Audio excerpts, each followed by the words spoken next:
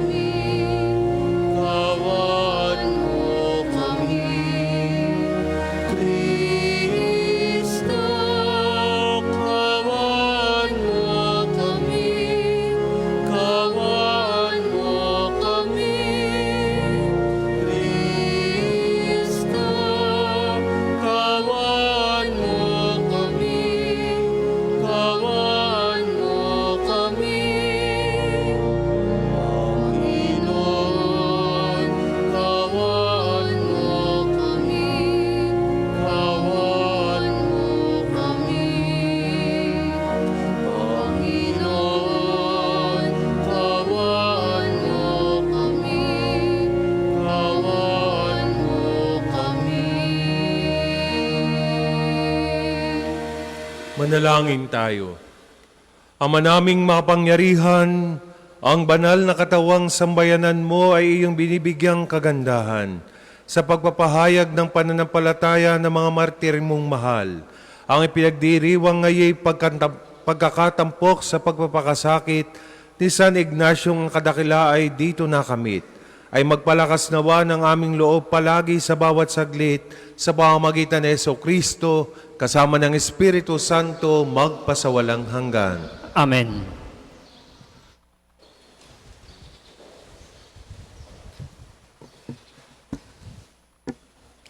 Pagbasa mula sa sulat ni Apostol San Pablo sa mga taga-Roma.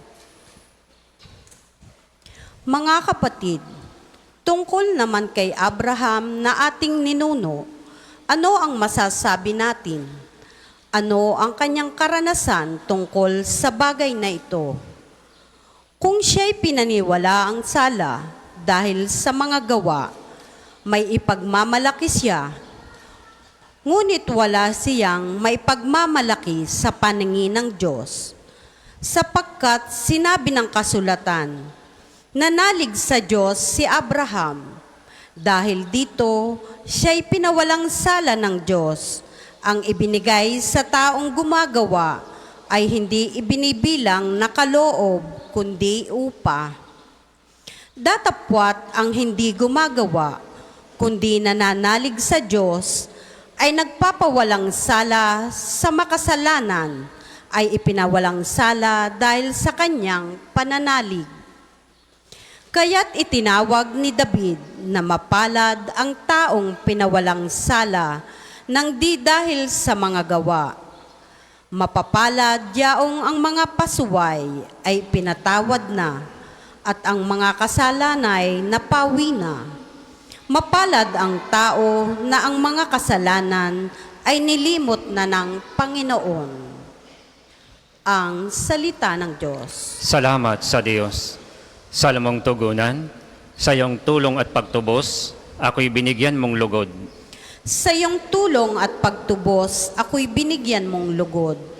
Mapalad ang tao na pinatawad na yaong kasalanan at nalimot na rin ang kanyang nagawang mga pansalansang. Mapalad ang taong sa harap ng poon ay di naparatangan, dahilan sa siya ay di nagkasala at hindi nanlinglang. Sa iyong tulong at pagtubos, ako'y binigyan mong lugod. Ako ay lumapit sa iyong harapan at sila'y inamin. Ang aking ginawang mga pagsalansang di ko inililihim. Pinagpasyahan kong ang lahat ng ito sa iyo'y idaing at aking natamo ang iyong patawad sa sala kong angkin. Sa iyong tulong at pagtubos, ako'y binigyan mong lugod. Lahat ng matuwid at tapat sa puon, magalak ng lubos, dahil sa natamo nilang kabutihang kaloob ng Diyos. Sumigaw sa galak ang lahat ng taong sa Kanya'y sumunod. Sa iyong tulong at pagtubos, ako'y binigyan mong lugod. Magsitayo po lahat.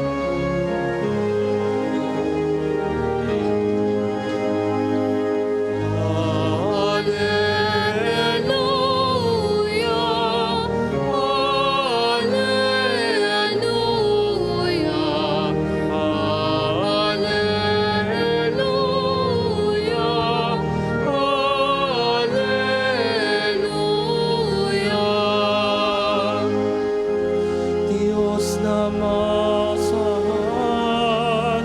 kami iyong kawan, kalingain at damayan. Alleluia,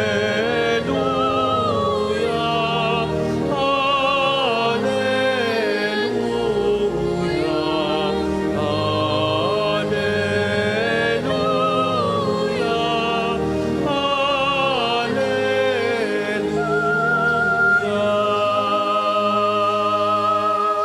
Sumainyo ang Panginoon. At sumainyo rin. Ang pagpapahayag ng mabuting balita ng Panginoon ayon kay San Lucas. Papuri sa iyo, Panginoon.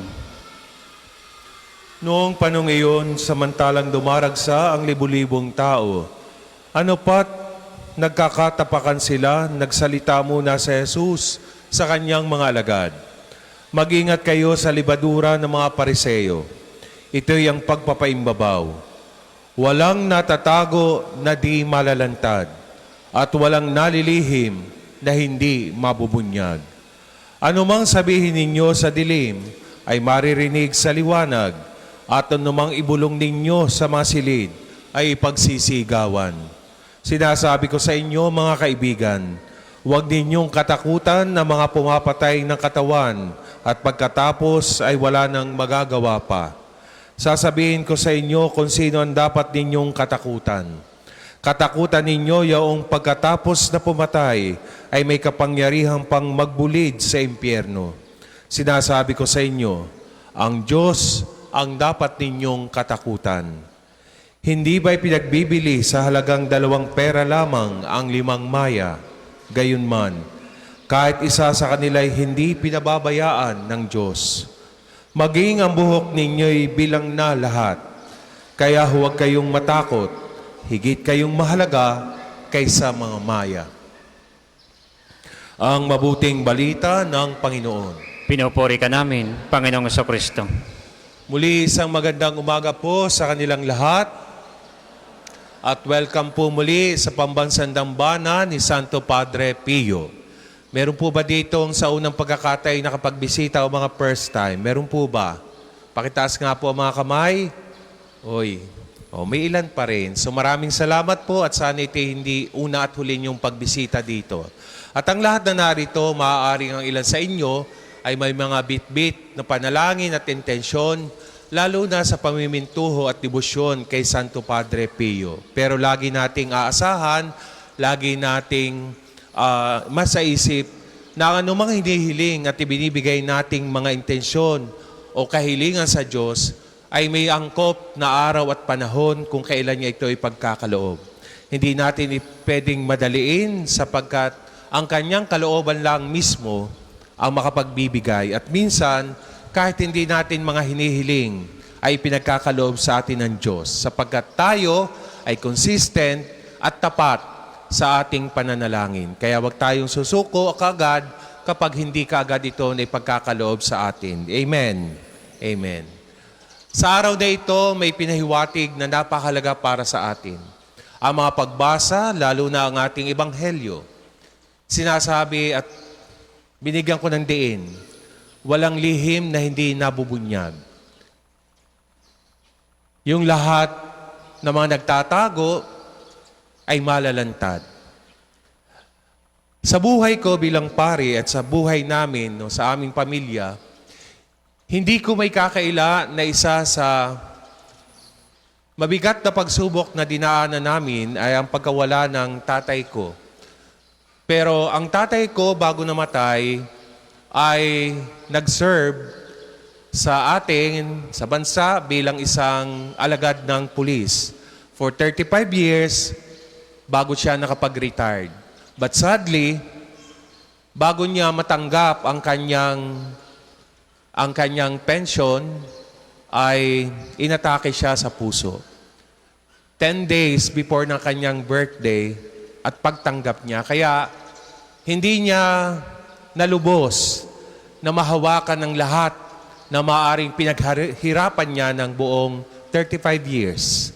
At ang isa sa masakit din, nung magpauna siya o yung tinatawag na lump sum yata o something like that, of course, may hawak na pera at napagdesisyonan ng mga magulang ko na ipaayos ang bahay namin. Pero dahil may mga pinsan, kaibigan, at mga matatalik siyang kaibigan na lumapit, naipahiram niya yung malaking halaga para sa pagpapagawa ng bahay. At ganon yung tatay, no?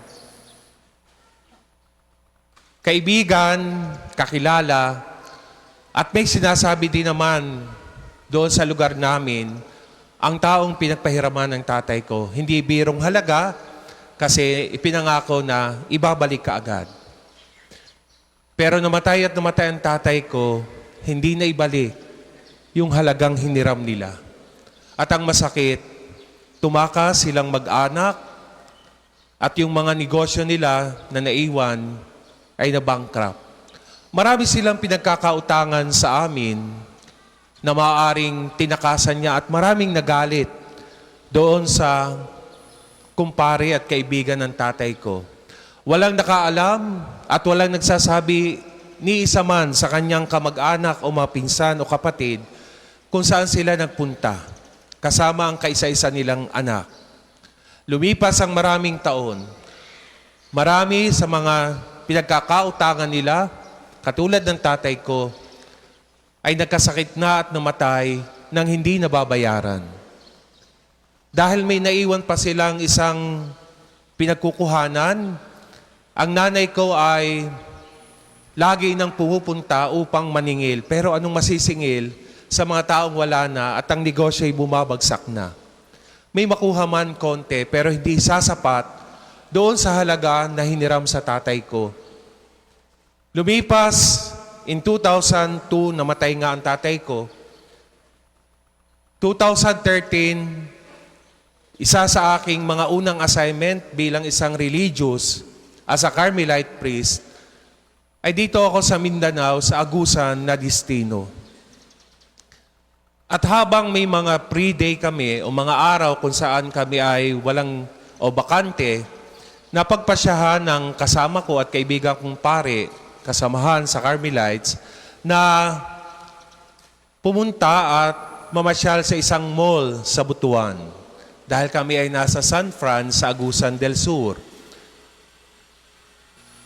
Sa pagpasok namin ng pintuan, sa hindi inaasahan, sa dami ng pintuan ng mall, ang nakasalubong ko ay yung anak nung kumpare ng tatay ko na may utang sa kanya. Nagulat ako at nagulat din yung bata o binata na may asawa na. Dahil kilala nila ako, kilala nila dahil malapit din o malapit na magkamag-anak din kami. Kaya nung makita ako, nabungad lang nung bata, Kuya Father, andito pala kayo.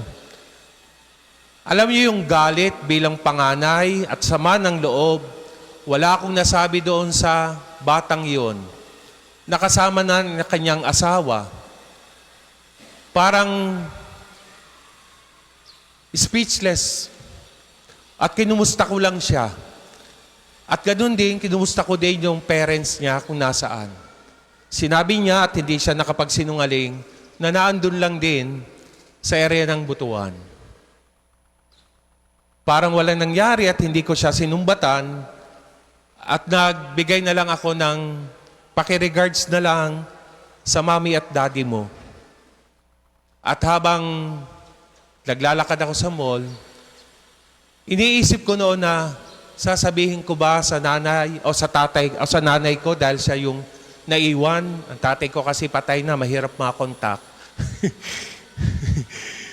Sasabihin ko ba sa nanay ko at sa mga kapatid ko na nakita ko yung anak ng pamilyang nagkaroon ng utang na pinaghihimutok pa ng butsi ng nanay ko dahil malaki ang halaga? Pero dahil alam kong ito yung tama at para din sa kaalaman ng iba naming kakilala at kamag-anak na may utang, na naandun sila na nagtatago for 10, 11 years sa lugar namin dito sa Batangas.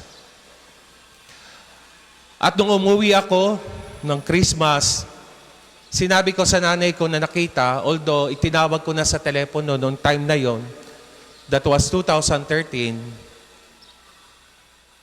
nagkaroon ng pagkakataon na pumunta sa bahay yung iba naming mga kakilalang may pinagkakautangan. Dahil napakabilis naman talaga, no? Ang bilis ng mga marites, ang bilis ng mga chismis. Kahit sabi ko sa mga kapatid ko at sa nanay ko, i-contain sa family. Pero hindi ko mapipigilan, yun ding silakbo ng damdamin ng mga kapatid ko at ng nanay ko. Hindi ko pa sila nakita noong mga panahong yun. After 7 or 8 years, in 2020 or something like after ng pandemic, nagkasalubong kami ng mag-asawa na may utang sa isang activity sa amin, dito lang sa Balete. Wala rin akong isinumbat sa kanila. Pero may hinihiling ako sa Diyos na sana marinig ko sa kanila yung humingi ng sorry. Dahil sabi ko nga, sa mahabang taon, almost 20 years, pinatawad ko na dahil ako ay, of course, sa pagiging pari ko, hindi pwedeng magpatawad o hindi pwedeng hindi magpapatawad sa mga taong kahit malaki ang pagkakautang sa akin o sa pamilya. At ganun nga ang ginawa ko para maging malaya din ako bilang panganay at maging maayos din yung aming mga kalooban.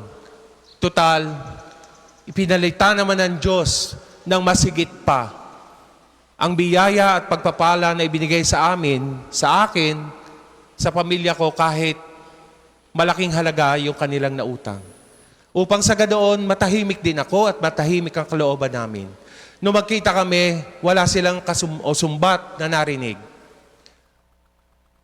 At kahit ngayon na umuwi ako sa amin at magkasalubong, last week, napadaan sila sa bahay, yung asawa, at sinabi ko sa nanay ko habang nando sa labas, huwag kayong magsasalita tungkol doon sa nakaraan. Hayaan nyo na sila para maging maluwag at totoo ang ating pagbibigay ng kapatawaran sa kanila. At ganun nga, kinausap ng nanay ko na parang walang nangyari na. Bakit ko kinuwento to? Kasi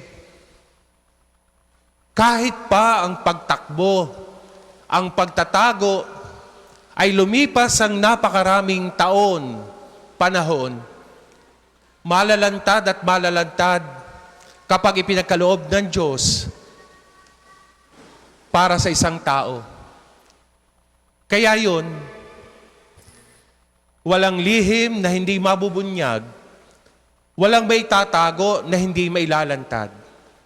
Kahit saan sila magtago, matutuklasan at matutuklasan para mapagbayaran nila yung kanilang ginawa sa kanilang kapwa.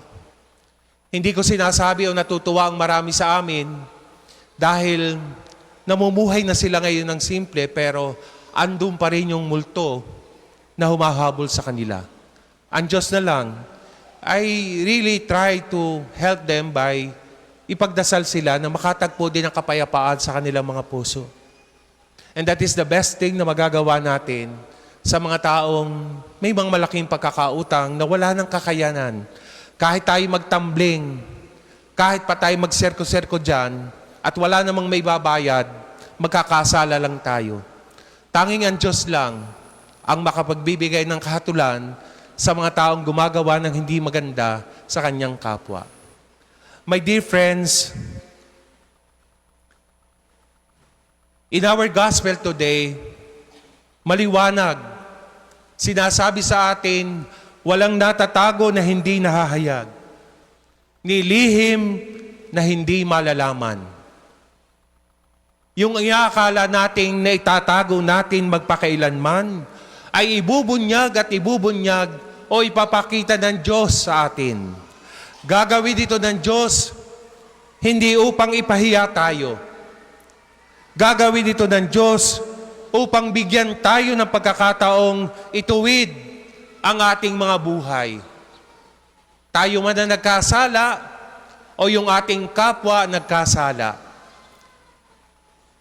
Kung tatanungin ko kayo mga kapatid ngayon, ikaw ba brother, ikaw ba sister, hahayaan mo ba na naipahayag o may pahayag ang iyong opinyon sa isang bagay na mali? Gusto mo bang magpahayag o marinig ang boses mo ng isang tao na gumagawa ng isang kamalian? Halimbawa, napansin mo na yung mali ng iyong pamilya o miyembro ng pamilya mo, ng kaibigan mo, ng mga kasama mo sa trabaho, mga kaklase mo, o even sa community na simbahan na kinabibilangan mo. Hahayaan mo na lang ba ito na parang wala kang nakikita, wala kang naririnig dahil natatakot ka na masira ang pagsasama nyo o baka magalit sa iyo ang isang tao, pero alam mong mali. Mga kapatid, ang pinakamahusay na dapat nating gawin sa sitwasyon na mga katulad nito ay gumawa tayo ng isang bagay na makalulutas sa paglutas ng mga problema. Yung ating pananahimik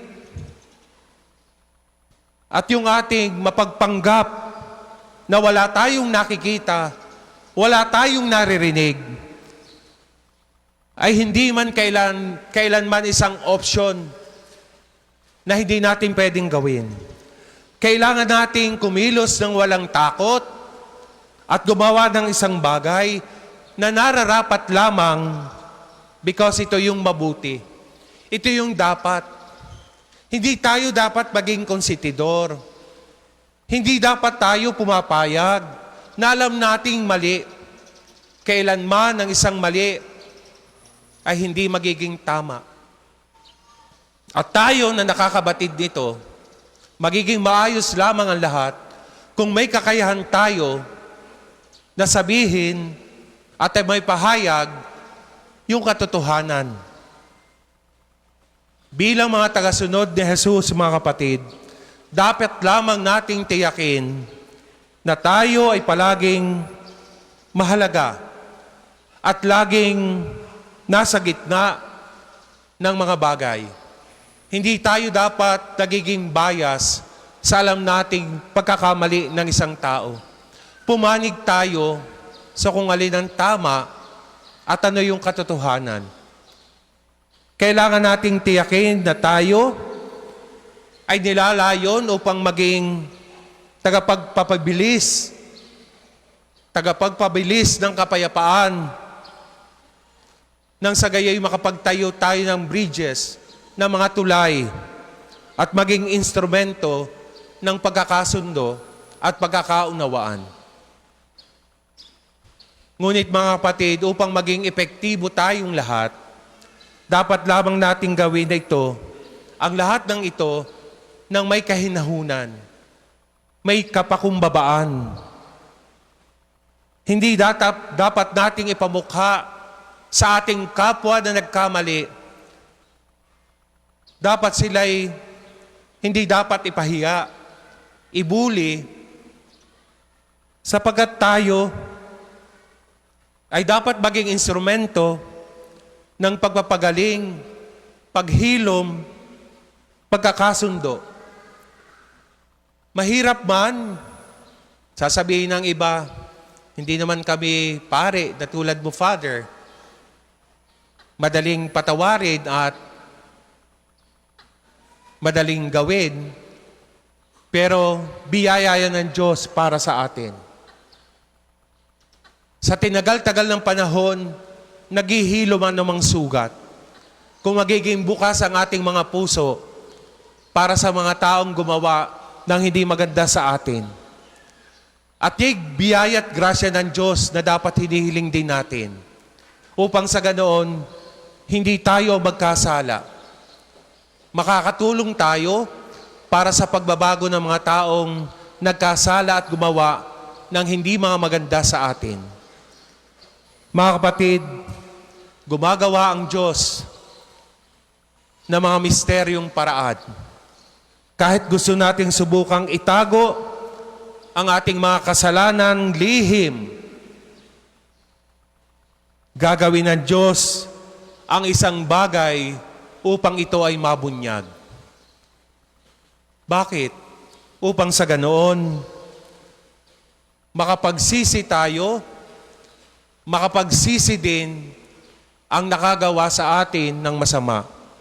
Nang gayon, mamuhay tayo pareho ng matuwid upang sa gano'y maging tunay na tagasunod ng ating Panginoon. Amen. Para po sa mga maghahandog ng sobre, pakihulog na lamang po sa buslo.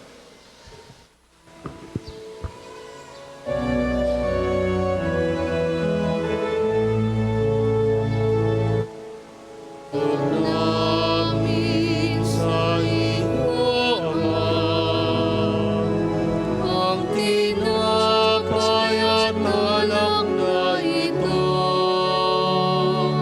Handog ng bayang umaasa, sumasamba't nagmamahal sa'yo.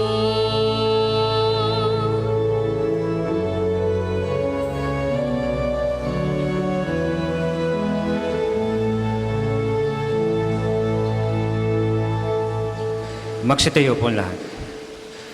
Manalangin kayo mga kapatid upang paghahain natin kalugdan ng Diyos, amang makapangyarihan. Tanggapin nawa ng Panginoon itong paghahain sa iyong mga kamay, sa kapurihan niya at karangalan sa ating kapakinabangan at sa buong sambayanan niyang banal. Ama naming lumikha, kalugdan mo ang aming paghahain ng tapat na pagsasama sa iyo, na tumanggap kay San Ignacio bilang trigo ni Kristo at tinapay na dalisay sa pagtitiis niyang maging martir mo. Sa pamamagitan ni Jesucristo, kasama ng Espiritu Santo, magpasawalang hanggan. Amen. Sumainyo ang Panginoon. At sumainyo rin. Itaas sa Diyos ang inyong puso at diwa. Itinaas na namin sa Panginoon. Pasalamatan natin ang Panginoong ating Diyos. Marapat na siya ay pasalamatan. Ama naming mapangyarihan, tunay ngang marapat na ikaw ay aming pasalamatan. Ngayong aming kagalakan na si San Ignacio ay parangalan, Siya'y kapanalig naming may paninindigan na ikaw ay ipahayag kahit siya'y mamatay, sapagkat minarapat mong kanyang matularan ang iyong anak na naghain ng sariling buhay, tulad na naganap sa iyong anak. Ang dugo ng mga martir ay dumanak, hindi dahil sa katatagang likas, kundi dahil sa iyong bigay na lakas. Kaya kaisa ng mga anghel na nagsisiawit ng papuri sa iyo nang walang humpay sa kalangitan, kami nagbubunyi sa iyong kadakilaan.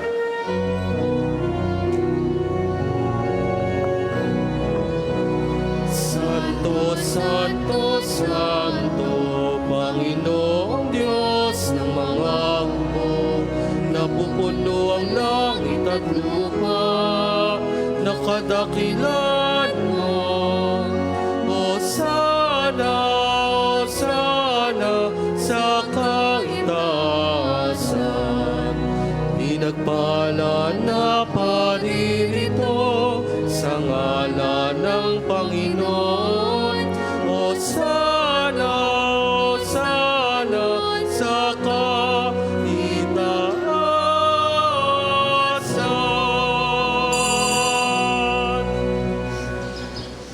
Ama naming banal, ikaw ang bukal ng tanang kabanalan.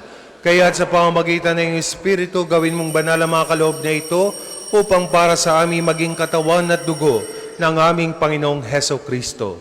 Bago niya pinagtiisang kusang loob na maging handog, hinawakan niya ang tinapay, pinasalamatan kanya, pinagati-hati na iyon, iniabot sa kanyang mga alagad at sinabi, "Tanggapin ninyong lahat ito at kanin. Ito ang aking katawan na ihahandog para sa inyo."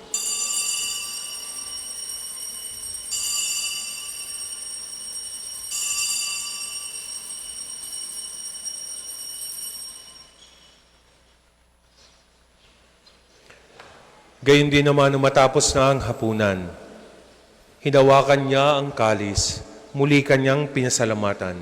Inabot niya ang kalis sa kanyang mga alagad at sinabi, "Tanggapin ninyong lahat ito at inumin. Ito ang kalis ng aking dugo, ng bago at walang hanggang tipan.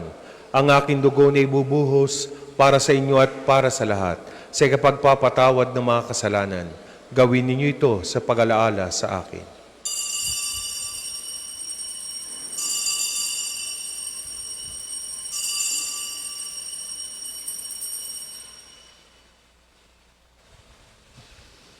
Ipagbunyi natin ang misteryo ng pananampalataya. Si Kristo'y namatay, si Kristo ay nabuhay, si Kristo'y babalik sa wakas ng panahon. Ang mga ginagawa namin ngayon, ang paggunita o pag-alaala sa pagkamatay at muling pagkabuhay ng iyong anak. Kaya tiniaalay namin sa iyo ang tinapay na nagbibigay buhay at ang kalis na kakaloob ng kaligtasan. Kami nagpapasalamat dahil kami iyong minarapat na tumayo sa harap mo para maglingkod sa iyo. Isinasamo namin kami magsasalo-salo sa katawan at dugo ni Kristo ay mabuklod sa pagkakaisa sa pamamagitan ng Espiritu Santo. Ama, lingapin mo iyong simbahang laganap sa buong daigdig. Puspusin mo kami sa pag-ibig, kaisa ni Leon na aming Papa, ni Gilbert naming Obispo at ang Tanang Kaparian. Alalahanin mo rin ang mga kapatid naming nahimlay na may pag-asang sila'y muling mabubuhay, gayon din ang lahat ng mga pumanaw. Kaawaan mo sila at patuloyin sa iyong kaliwanagan. Kaawaan mo at pagdapating kaming lahat na makasalo sa iyong buhay na walang wakas. Kaisa ng mahal na Birheng Maria, na ina ng Diyos, kaisa ni San Jose na kanyang kalinis-linisang esposo, kaisa ng mga apostol, ni San Ignacio ng Antioquia, at ng lahat ng mga banal na namuhay dito sa daigdig ng kalugod-lugod sa iyo, may pagdiwang nawa namin ang pagpupuri sa ikararangal mo sa pamamagitan ng iyong anak na aming Panginoong Heso Kristo. Sa pamamagitan ni Kristo, kasama niya at sa Kanya, ang lahat ng parangal at papuri ay sa iyo, Diyos sa magmapangyarihan, kasama ng Espiritu Santo, magpasawalang hanggan. Amen, amen, amen.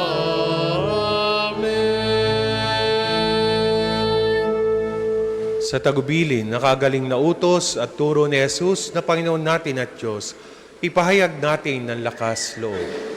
Ama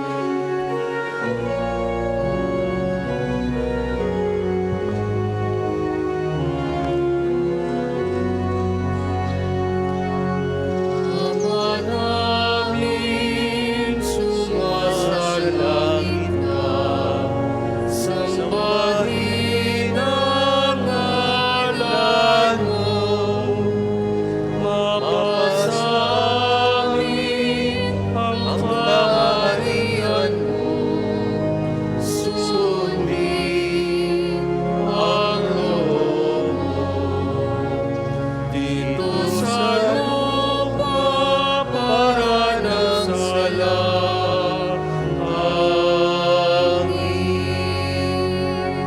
Bigyan mo kami ngayon ng aming kakanin sa araw-araw, at patawarin mo kami sa aming mga kasalanan, para ng pagpapatawad namin sa nagkakasala sa amin, at huwag mo kaming ipahinulos sa tukso, at iadya mo kami sa lahat ng masama.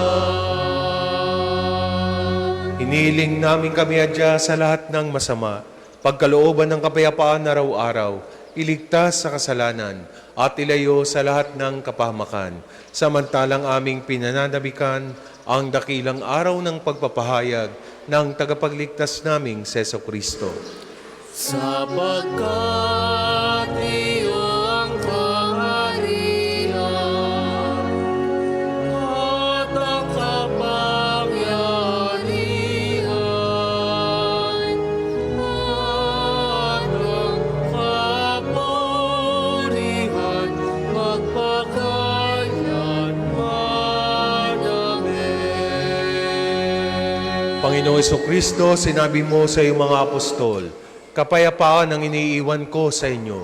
Ang aking kapayapaan ang ibinibigay ko sa inyo. Tunghayan mo ang aming pananampalataya at huwag ang aming pagkakasala. Pagkalooban mo kami ng kapayapaan at pagkakaisa ayon sa iyong kalooban. Kasama ng Espiritu Santo, magpasawalang hanggan. Amen. Ang kapayapaan ng Panginoon ay laging sumainyo. At sumainyo rin. Magbigayan kayo ng kapayapaan sa isa't isa. Peace be with you. Kordero ng Diyos na nag-aalis ng mga kasalanan ng sanlibutan, maawa ka sa amin. Kordero ng Diyos na nag-aalis ng mga kasalanan ng sanlibutan, maawa ka sa amin. Kordero ng Diyos na nag-aalis ng mga kasalanan ng sanlibutan, ipagkaloob sa amin ang kapayapaan. Kung hindi po kayang lumuhod, ay manatili pong nakatayo ng may paggalang.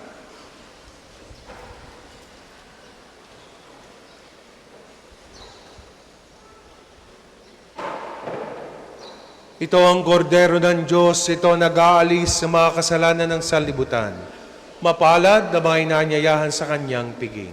Panginoon, hindi ako karapat-dapat na magpatuloy sa iyo, ngunit sa isang salita mo lamang ay gagaling na ako. May the body and blood of Christ keep me safe for eternal life.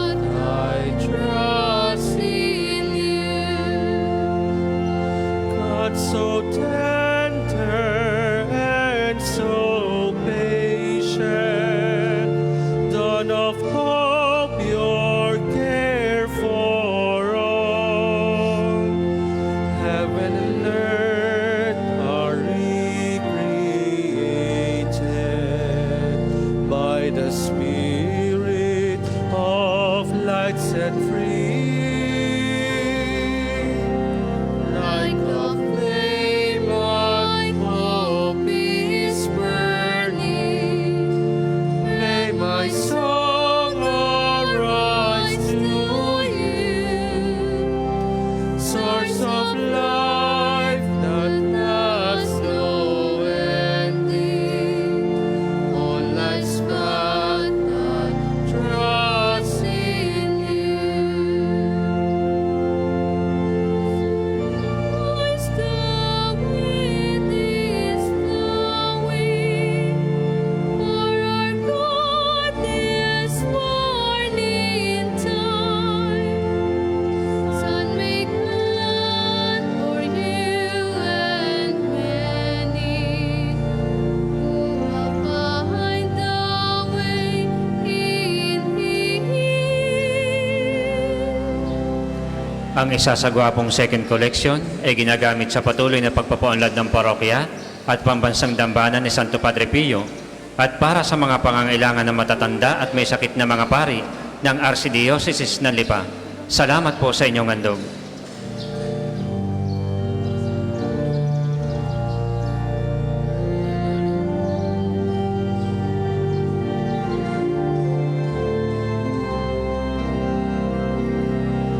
Like a flame, my hope is burning.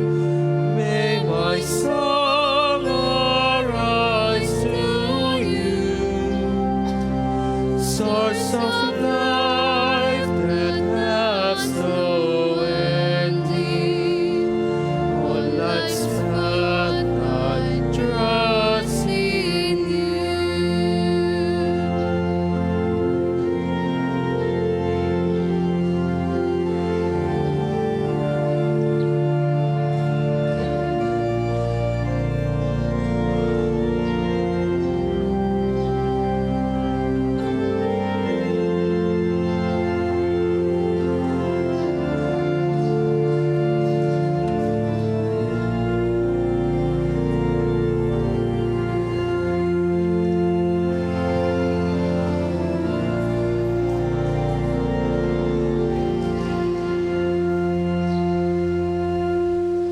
Magsitayo po lahat. Manalangin tayo.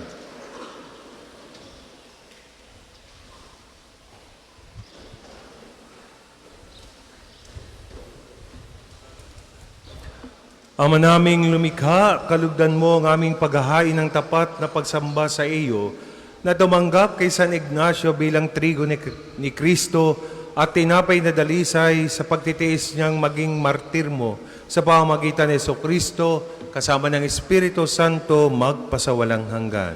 Amen. Panalangin ng pagtitiwala kay Santo Padre Pio.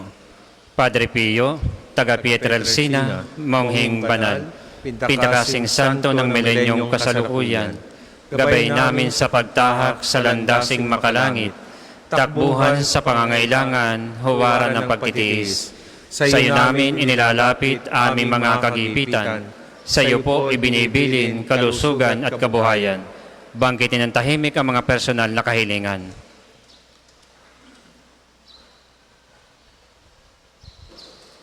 Di mang karapat-dapat, kami po ay pagbigyan, bendisyonan at basbasan, maging ganap sa buhay. Lumayo nawa kami, umiwas sa kasalanan, lumapit lagi sa Diyos, maging matatag at matibay. Sa mabuting balita ng pagliligtas, turuan mo kami nawa, sa tuwina ay makinig, magnilay at sumampalataya. Amin pong pakiusap itong mga kahilingan, puso ay nagsisisi, nagtitikang taimtiman. Di na muling magkasala, sunod lagi sa Diyos Ama, kaysa ng Espiritu at ni Jesus na tagapamagitan. Amen. Panalangin para sa pagkakamit ng indulhensya plenarya ngayong taon ng Jubileo. Sumasampalataya ako sa Diyos Amang makapangyarihan sa lahat na may gawa ng langit at lupa. Sumasampalataya ako kay Jesucristo, isang anak ng Diyos, Panginoon nating lahat. Nagkatawang tao siya na lang ng Espiritu Santo, ipinanganak ni Santa Mariang Birhen, pinagpakasakit ni Poncio Pilato, ipinako sa krus na matay inilibing, nanaog sa kanaroroonan ng mga yumao, na may ikatlong araw na buhay na maguli, umakyat sa langit, naluluklok sa kanan ng Diyos amang makapangyarihan sa lahat. Doon magmumula ang paririto at hukom sa namumubuhay at nangamatay na tao. Sumasampalataya naman ako sa Diyos Espiritu Santo, sa banal na simbahang katolika, sa kasamahan ng mga banal, sa kapatawaran ng mga kasalanan, sa pagkabuhay na magmuli ng nangamatay na tao, at sa buhay na walang hanggan. Amen. Ama namin, sumasalangit ka, sambahin ang ngalan mo. Mapasa amin ang kaharian mo, sundin ang loob mo dito sa lupa para ng sa langit. Bigyan mo kami ngayon ng aming kakanin sa araw-araw, at patawarin mo kami sa aming mga sala, para ng pagpapatawad namin sa nagkakasala sa amin, at huwag mo kaming ipahintulot sa tukso, at iadya mo kami sa lahat ng masama. Amen. Aba, Ginoong Maria, napupuno ka ng grasya, ang Panginoong Diyos ay sumasa iyo. Bukod kang pinagpala sa babaeng lahat, at pinagpala naman ang iyong anak na si Jesus. Santa Maria, Ina ng Diyos, ipanalangin kami makasalanan, ngayon at kung kami mamamatay. Amen. Papuri sa Ama, sa Anak at sa Espiritu Santo, kapara noong una, ngayon at magpasawalang hanggan. Amen.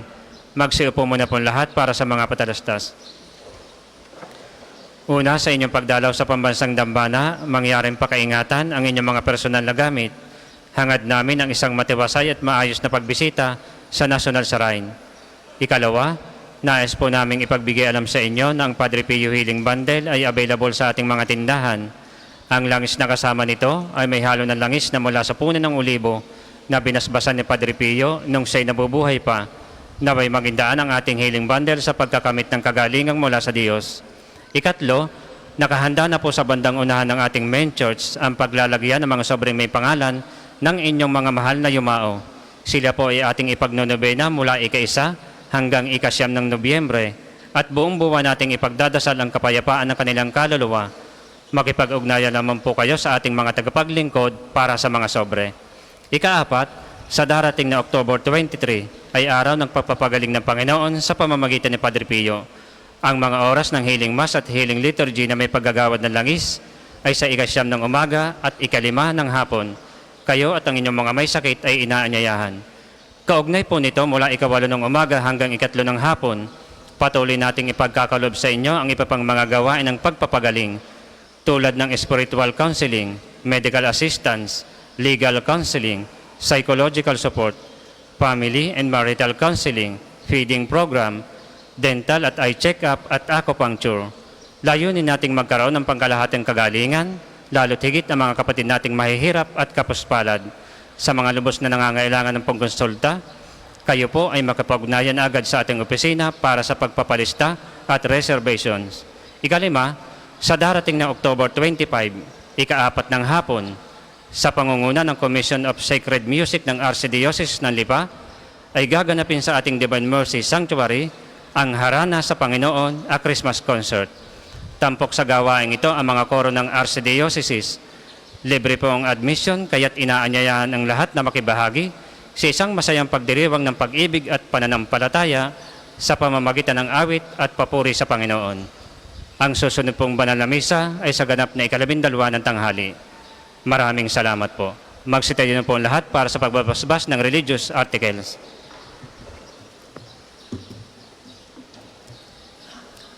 Mga kapatid, manalangin tayo sa Diyos sa mga makapangyarihan upang tayo maging kawangis ni Kristo sa taimtim na pagdalangin sa tulong ng mga larawan at dasalan. O Diyos, Ikaw ang bukal ng lahat ng pagpapala at biyaya, ibuhos mo ang iyong bendisyon sa mga gamit na ito ng pananalangin, mga rosaryo, imahit dasalan na nagpapaalala na iyong kabutihan, kabanalan at pagmamahal sa amin. Upang ang lahat ng dumulog at magdasal, gamit ang mga ito ay magtamo ng iyong awa at biyaya. Loobin mong tularan namin ang kabanal at aral ni Kristo at ng mga santo, magpasawalang hanggan. Amen. Ama namin, sumasalangit ka, sambahin ang ngalan mo. Mapasa amin ang kaharian mo, sundin ang loob mo dito sa lupa para ng sa langit. Bigyan mo kami ngayon ng aming kakanin sa araw-araw at patawarin mo kami sa aming mga sala.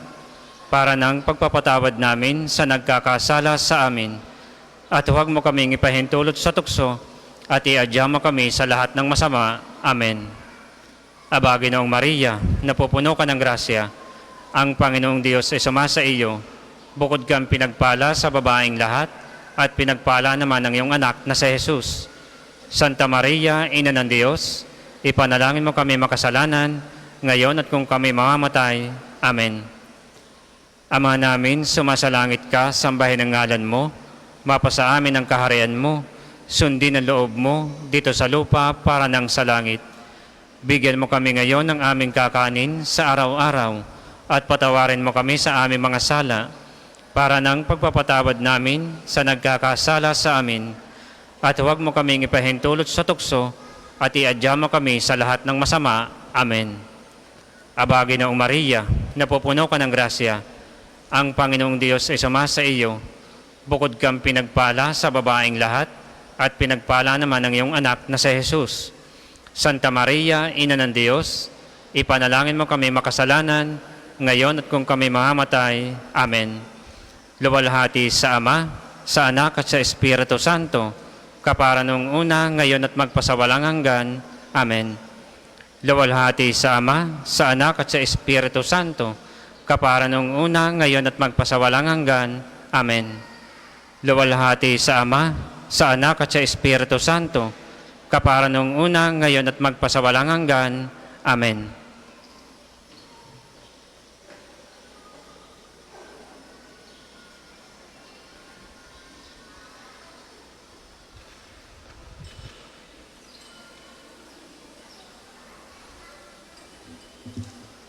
Sumainyo ang Panginoon. At sumain niyo rin. At pagpalain kayo ng mapangyarihan Diyos, ang Ama, Anak at Espiritu Santo.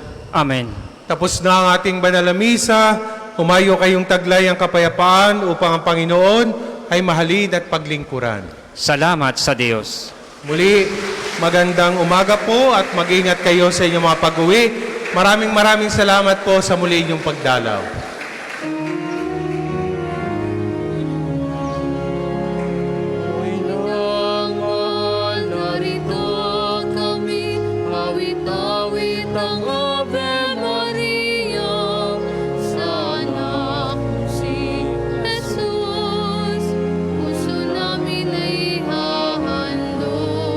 Sa mga nais po mag-alay ng rosas, available po sa ating extension. Puti po para sa pasasalamat, pula po para sa kahilingan natin sa Diyos sa pamamagitan ni Santo Padre Pio. Maraming salamat po.